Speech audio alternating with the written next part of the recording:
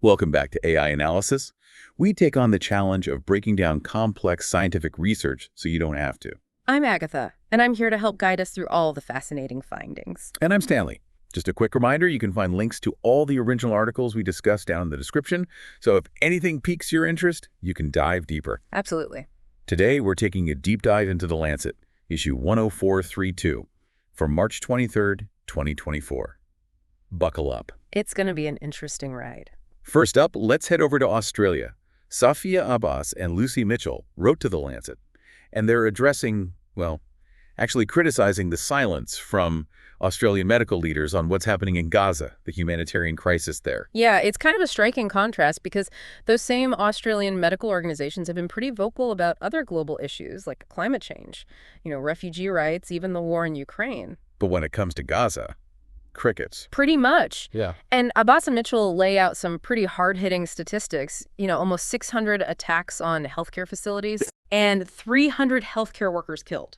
It's unbelievable. They even compare it to the war in Ukraine, saying more children were killed in just the first week of this conflict than in a whole year of fighting in Ukraine. It really raises the question of responsibility, doesn't it? I mean, you think about the Geneva Conventions. The Hippocratic Oath. Exactly. All of these ethical and legal frameworks that should be guiding these medical leaders to speak up.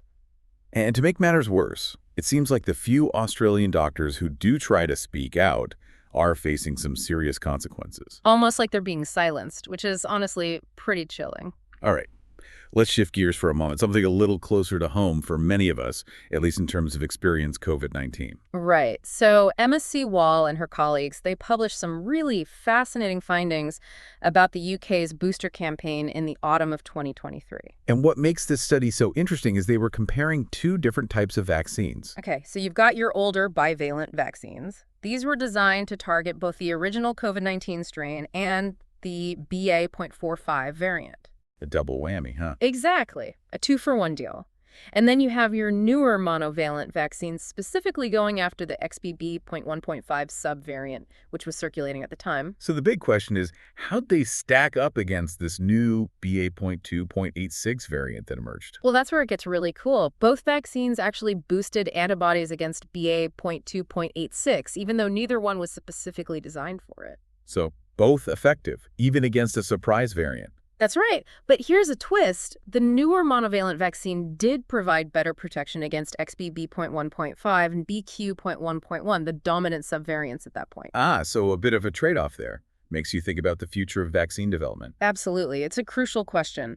Should we stick to variant-specific vaccines or try to develop a more universal one? Now that would be a game changer.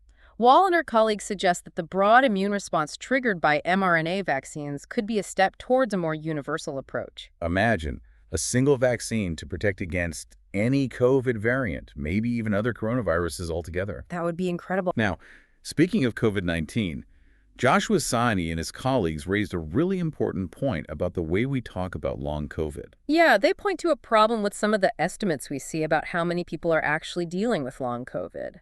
There was this narrative review that claimed 65 million people worldwide were suffering from it. 65 million. Wow. But Sani's team found some pretty major flaws in how that review arrived at those numbers. Such as? Well, for one, the review just assumed long COVID was a permanent condition, didn't account for people recovering at all. That's a pretty big assumption. Right. And they also failed to consider the impact of vaccination. Whether being vaccinated could actually reduce your risk of developing long COVID in the first place. That's an important point. It's a good reminder that even with the best intentions, misinformation can really spread quickly. And that it's so important to be critical of the information we come across, especially when it comes to public health, how we allocate resources. Absolutely. Accurate information is crucial. Now, Richard Horton, he's the editor-in-chief of The Lancet, he had some really thought-provoking things to say in his piece. Offline. It's about more than a climate emergency. Yeah, his main argument is that we haven't really grasped the amount of pushback we're going to face against climate action, particularly from certain political groups. And he's not just talking about the outright climate deniers, right? Right. It's a much broader sense of disillusionment with international cooperation, a growing distrust of experts. Like a whole societal shift. Exactly. And Horton makes a strong case that if we want to tackle the climate crisis, we need to address these underlying societal issues. It's not just about reducing emissions, it's about understanding the root causes of resistance to change. Absolutely. He introduces this concept of climate plus, which is a much broader definition of sustainability. Climate plus. Yeah, it includes things like protecting biodiversity, strengthening the biosphere. So thinking beyond just carbon emissions. Exactly. It's about recognizing that all of these issues are interconnected. They can't be tackled in isolation. He also points out some of the unknowns.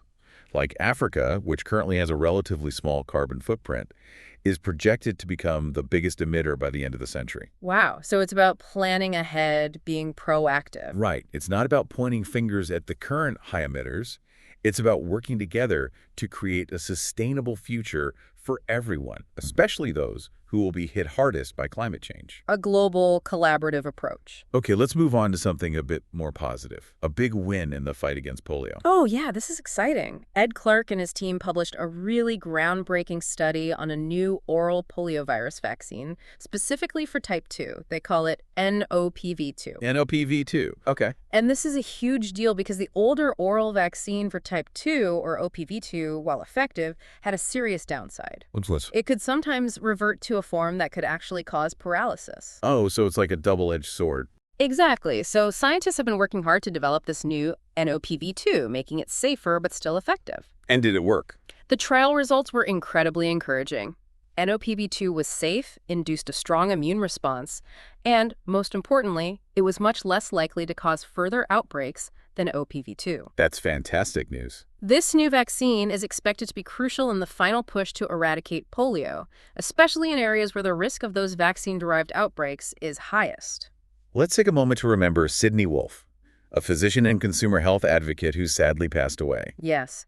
Andrew Green wrote a really moving obituary highlighting Wolfe's incredible legacy. He spent his entire career challenging the safety of medicines and medical products, was instrumental in getting 28 dangerous drugs taken off the market. 28, that's amazing. And he was also a driving force behind pushing for stronger regulations by the FDA, the agency that ensures the safety of medications here in the U.S. He really fought for patient safety. Absolutely. He used scientific research, media engagement, even consumer guides like his book Worst Pills, Best Pills to inform the public. Empowering patients to make informed decisions about their health. Exactly. His work had a profound impact on public health, really emphasizing that medicine should always put the patient's well-being first. The true advocate. Now, Sheila M. Bird brings us back to the crisis in Gaza with a really interesting proposal. Okay, tell me more. She suggests using a specific metric, fatalities per 1,000 person years, to track the level of danger in conflict zones. So how does that work? It's a way to calculate the risk of dying for people living in a conflict zone over a specific period. It takes into account not just the number of deaths, but also the population size and the duration of the conflict. So it paints a more complete picture of the risk. Exactly. And Bird points out the stark reality. 3,000 fatalities in Gaza during January 2024 alone. That's heartbreaking. It translates to a rate of 17 fatalities per 1,000 person years. That's extremely high. Very high.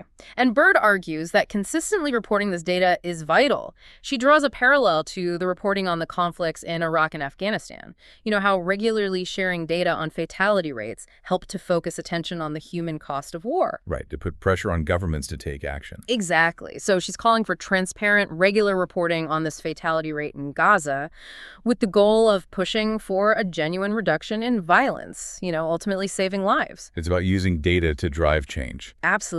Now, before we move on, let's take a quick glance at the Department of Error section. Always a good reminder of the Lancet's commitment to transparency. Right. It highlights any corrections or updates to articles they've previously published. What do we have this time?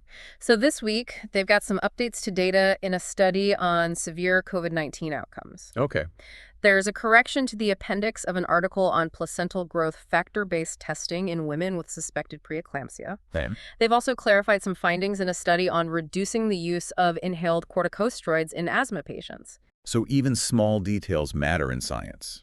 Absolutely. These corrections are essential for maintaining scientific integrity. Make sure researchers are working with the most accurate information.